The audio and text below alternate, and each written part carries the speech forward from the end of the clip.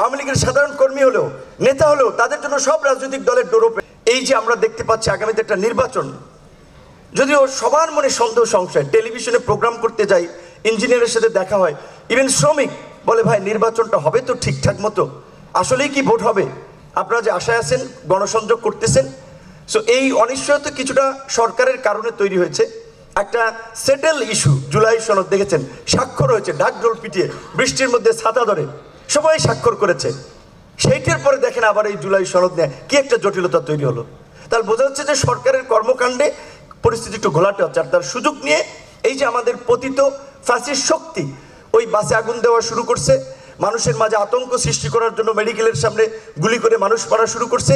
এই ধরনের মানে অনিশ্চিত পরিস্থিতি তৈরি হতে যাচ্ছে। সেই দিক থেকে আমার অনুরোধ থাকবে, এই দেশে যারা আওয়ামী লীগ করতেন, সমর্থন করতেন, পেশাজীবী কিংবা জেনারেল, পাড়া মহল্লা আমরা সবাই সবাইকে চিনি, অনেককে ওই অর্থে অসুবিধার সৃষ্টি করা হয় নাই। কিন্তু আপনারা যদি ভেবে থাকেন যে তার মানে আপনারা আবার রাজনীতিতে সক্রিয় হয়ে দেশকে একটা নৈরাজ্যের দিকে নিয়ে যাবেন, আমরা বসে বসে থাকবো, সেটি কিন্তু আর থাকবো না। ওই যে মবের কথা বলেন, মব ওই যে বলে প্রয়োজনীয়তাই উদ্ভাবকের জনক। মবের প্রয়োজন ছিল কিছু মানুষকে শায়েস্তা করার জন্য, যেই কারণে মব তৈরি হয়েছে।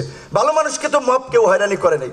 সুতরাং এই যে নৈরাজ্য এখন যে আলামত আমরা দেখতে পাচ্ছি, এইটা ঠেকানোর জন্য একটা গণপ্রতিরোধ দলমত নির্বিশেষে জুলাই গণ অভ্যুত্থানের মতো বোধহয় আমাদেরকে করতে হবে। যে 13 তারিখ কেন্দ্রিক যে হাক ডাক দিচ্ছে, 5 জন 3 জন মাস্ক পরে আপনার জঙ্গিদের মতো কালো টুপি মাথায় দিয়ে একটা মিছিল করছে। ভাই খসরু ভাইরা, বিএনপি আমরা তো এই বিরোধী দলে থাকতে আন্দোলন করেছি, প্রকাশ্যে আন্দোলন করেছি, মিছিল ভেঙে দিয়েছে, আবার গুটি কয়েক মানুষ নিয়ে দাঁড়িয়েছি। সো এইভাবে গুপ্ত রাজনীতি করে গণতন্ত্রের কথা বলা যায় না, দেশের কথা, দেশের জন্য কাজ করা যায় না। গুপ্ত নয়, রাজনীতি করতে হলে ওপেন হয়ে রাজনীতি করেন। এবং যারা ক্রিমিনাল অপরাধ করেন নাই, যারা মানুষের উপরে নিপীড়ন নির্যাতন চালান নাই, তারা রাজনীতি করতে পারবে। আওয়ামী লীগের সাধারণ কর্মী হলেও নেতা হলেও তাদের জন্য সব রাজনৈতিক দলের ডোর ওপেন। এখানে জামাত আছে, ইসলামী আন্দোলন আছে, বিএনপি আছে, সব দলের দরজা ভালো মানুষের জন্য ওপেন। কিন্তু যারা ক্রাইম করেছে তাদের দরজা সবার জন্যই বন্ধ।